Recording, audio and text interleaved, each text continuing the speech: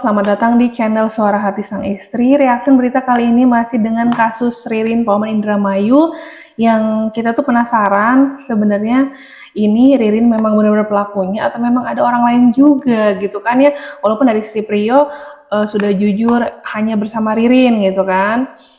Dimana sidang kasus Ririn itu alot ya, JPU juga belum bisa hadirkan bukti forensik digital gitu kan ya, belum bisa uji labnya kan, jadi buktinya tuh krusial belum ada nih. Jadi gimana menurut netizen ya, dan kabarnya sih ditunda ya ke Rabu depan, jadi makin ngulur dan ngulur ini kasusnya Ririn ya. Kita lihat aja seperti apa penjelasan pada saat persidangannya ya. Sebentar ya, tapi tetap sepertinya ambigu. Rencana persidangan di 17 Juni 2026. Hari ini tidak ada yang diserahkan. Selain itu lah ya, selain itu maksudnya. Jadi reverse-nya kepada rencana persidangan, tentu akan ditunda acara persidangannya ke tuntutan di 17 Juni. Karena tidak ada penyebutan tanggal. Berarti kapankah itu akan diserahkan? Sesudah tuntutan atau sebelum tuntutan? Estimasi kami yang mulia, kami upayakan untuk yang DNA itu sebelum tuntutan kami bacakan. Artinya kemungkinan di tanggal itu pun terakhir kali akan kami bacakan, ataupun setidak-tidaknya nanti pada saat sebelum pembacaan. Ya, bisa langsung to the point nggak? Berarti kan mohon tunda kan untuk acara yang sama, penyerahan bahan baku gitu kan reverse-nya. Bisa disebutkan nggak mohon tundanya ke tanggal berapa gitu? Ya. Kami samakan dengan tuntutan yang mereka upayakan. Oh, di 17 Juli juga.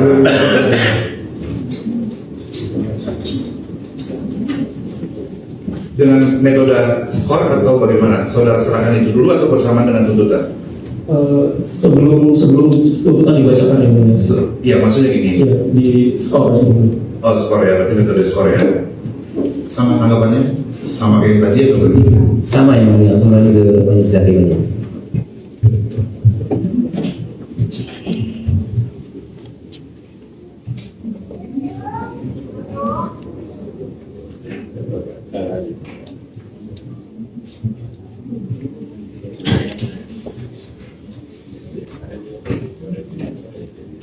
Majelis Hakim sudah bermusyawarah ya.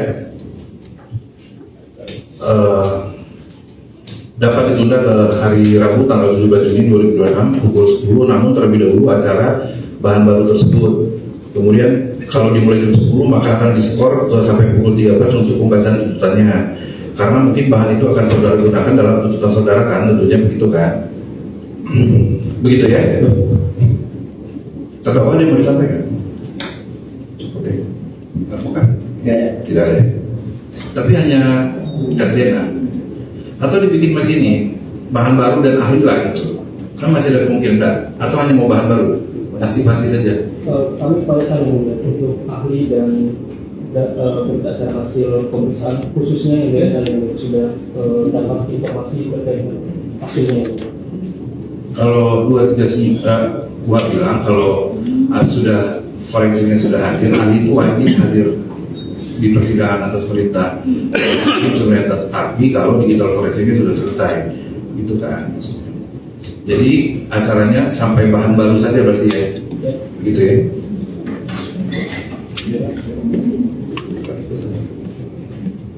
Tidak ada lagi yang disampaikan sama para pihak semua.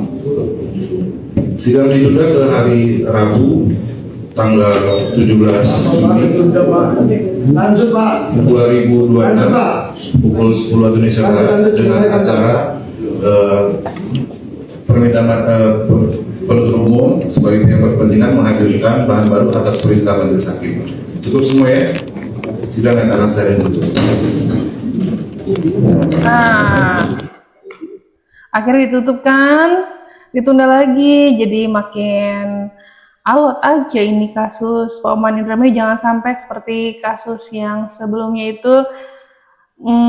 Mungkin pernah ingat di kasusnya Vina, dan itu juga akhirnya jadi salah tangkap atau mungkin ya udah terlanjur.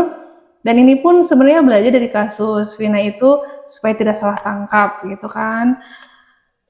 Tapi di sini kan Ririn juga kayak gimana ya, sudah benar-benar banyak bukti dikumpulkan walaupun memang belum valid dari sisi uji lab forensik ini ya. Jadi bingung gitu. kita simak dari penjelasan Tony RM pengacaranya ya, penasihat hukumnya dari pihak Ririn di sini.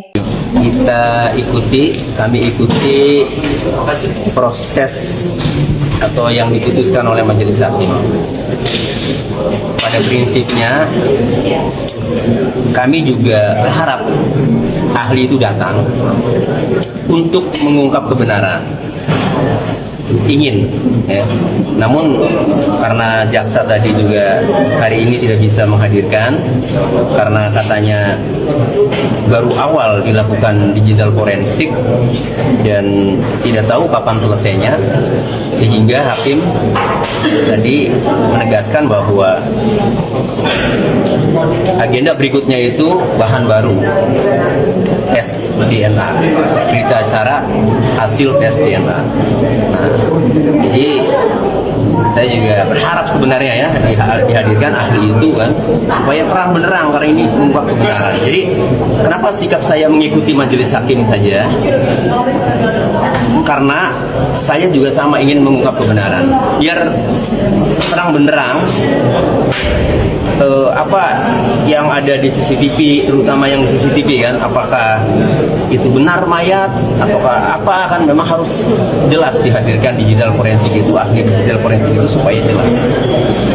Namun sepertinya ahli digital forensik ini sepertinya kayaknya nggak bisa dihadirkan ya, jadi karena menurut keterangan jaksa ini baru awal dilakukan pemeriksaan, sementara prosesnya panjang. Kan pada prinsipnya kalau sudah dilakukan lab, ahlinya dihadirkan kan itu. Nah sementara ini baru tahap awal aja menurut keterangan jaksa.